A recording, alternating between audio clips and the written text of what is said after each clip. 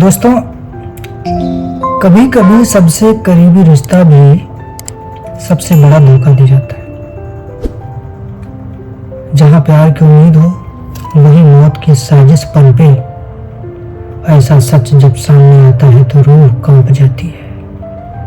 यह कहानी है आदित्य और नेहा और रणवीर की, एक ऐसा त्रिकोण जिसमें मोहब्बत नहीं सिर्फ धोखा था। आदित्य एक सुलझा हुआ, मेहनती और सीधा इंसान था।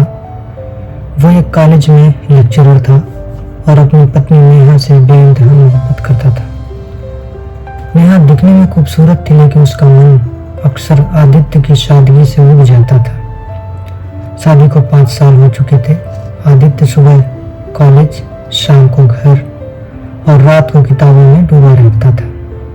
नेहा को वो सब चाहिए था जो कहानी में होता है, दीवानगी, रोमांच और आजादी। कभी वक्त की कमी थी, कभी फुर्सत का गम। कभी वक्त की कमी थी, कभी फुर्सत का गम। कभी वक्त की कमी थी, कभी फुर्सत का गम। मोहब्बत वही दम तोड़ गई जहां से शुरुआत हुई थी। फिर उसकी जिंदगी में रणवीर आया, जिम ट्रेनर, तेज तर्रार और हर चीज को पाने की जिद रखने वाला। नेहा और रणवीर की मुलाकात एक फिटनेस क्लास में हुई थी। दोनों के बीच जल्दी ही नजदीकियां बढ़ गई।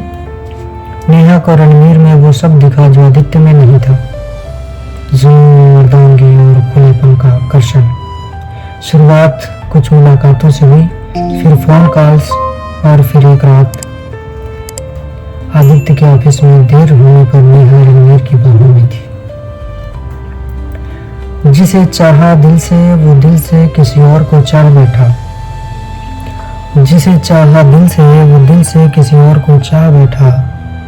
मोहब्बत अब सिर्फ किताबों में अच्छी लगती है। नेहा ने कभी रणवीर से सवाल नहीं किया, तुम मुझसे क्या चाहते हो, क्योंकि वो खुद उसकी बाहों में सब कुछ भूल जाना चाहती थी। एक दिन रणवीर ने धीरे से कहा, नेहा, अगर आदित्य बीच में न होता तो क्या तुम मेरी हो जाती? नेहा ने बिना झिझक जवाब दिया, हाँ। उस दिन रणवीर ने पहला बीज बोया, एक भयानक साजिश का। तो फिर उसे हटाना होगा। नेहा हंस पड़ी, क्या मतलब?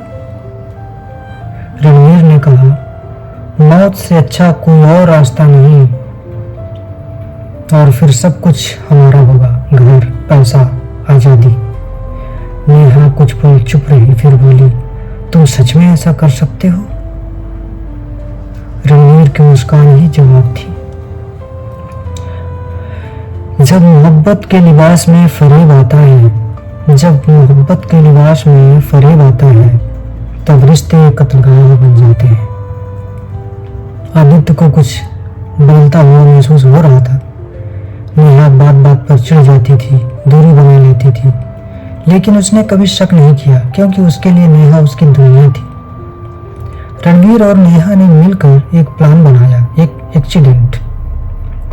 रात को जब आदित्य जिम से लौटेगा तभी किसी सुनसान जगह पर पहले से तैयार ट्रक उसे कुचलवा देगा। सब कुछ तय हो गया, लेकिन उस दिन आदित्य जल्दी आ गया। उसने नेहा को फोन किया, नेहा, आज थोड़ा जल्दी घर आ रहा हूँ, तुम्हारे पसंदीदा गुलाब लाया हूँ। नेहा चौंक गई पर बोली, ठीक है, मैं इंतजार कर रही हूँ। उसने तुरंत रणवीर को कॉल किया, आज रात ही करना पड़ेगा। उसने रणवीर को तुरंत फोन किया, बोली, आज रात ही करना पड़ेगा, जो भी हम करना चाहते हैं। आदित्य ने बाइक ली और घर के लिए निकल पड़ा। रास्ते में वो वही जगह थी जहां नेहा और रणवीर ने सब कुछ तय किया था। एक मोड़ पर अचानक एक तेज रफ्तार ट्रक सामने आया। धड़ाम। टक्कर इतनी जबरदस्त थी कि बाइक के पर खच्चे उड़ गए। आदित्य जमीन पर गिरा, खून से लथपथ हो गया।